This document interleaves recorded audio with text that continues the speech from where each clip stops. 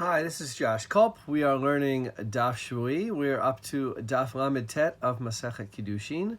Again, as I did for last week's video, I apologize that this is a little late, but I was traveling and finishing up the summer at Camp Ramah and missed a couple videos, so we'll be back on track very shortly. We're learning the Mishnah on Lammed Tet on the second half of the page. It's a very famous Mishnah, and the Mishnah expresses a theology that's very much in line with normative biblical theology, very simplistic theology, that if people do good deeds, they live longer, and collectively Israel will inherit the land. And if people do not do good deeds, more particularly probably the Mishnah is using a euphemism, if people do bad things, then they won't have good lives, they won't live long, and they will not be able to remain in the land of Israel. The land of Israel will spit them out, if you will.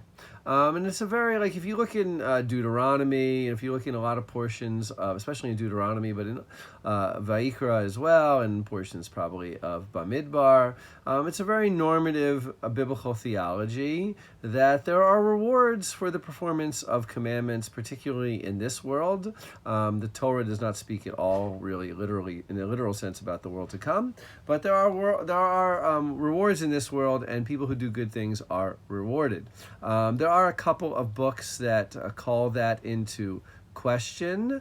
For instance, the book of Job calls that into question. The book of Kohelet calls that into question. But for the most part, most biblical books subscribe to this normal biblical theology. And the world makes imminent sense. If you were to look around according to this theology, if you were to look around the world, you would see that the world makes sense. Okay? Now, when we move on to the Breita, not the first Breita, but the second Breita, you can see a very negative view of the world that basically says the exact opposite, almost startlingly says the exact opposite of the Mishnah.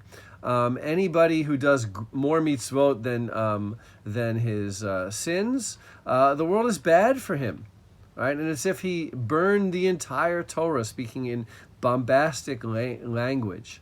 And anybody whose sins are greater than his mitzvot, it's as if he fulfilled the entire Torah. It's a very sort of weird theology that is completely opposite of that of the Mishnah. Good people are punished and bad people are rewarded. Now, when you really think about this view of the world also makes sense. Right? It says that we see something in this world, and it makes sense. There's consistency in this world. Good people are punished. I think you could read into here that they will receive their reward in the world to come.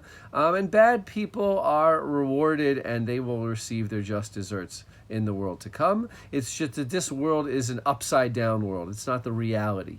But again, it's similar to the Mishnah in the sense that you, human being, can look at the world and see the sense that it makes. Now, the two Breita and the Mishnah contradict each other, right? Do we see the opposite happening in this world, or do we see exactly what we expect in this world? And Abaye and Rava try to answer this contradiction. Abaye tries to, at least according to Rabbeinu Tam's explanation, continue to make sense of the world. He says, for a good person, mostly has good days, but occasionally has a bad day, and so bad things happen to him in this world so that he can receive only rewards in the world to come. And a bad person, has the exact opposite. For most part, things go bad for him in this world, but there are a few good days so that his few good deeds can be rewarded in this world, and when it comes to the world to come, he'll have only punishments.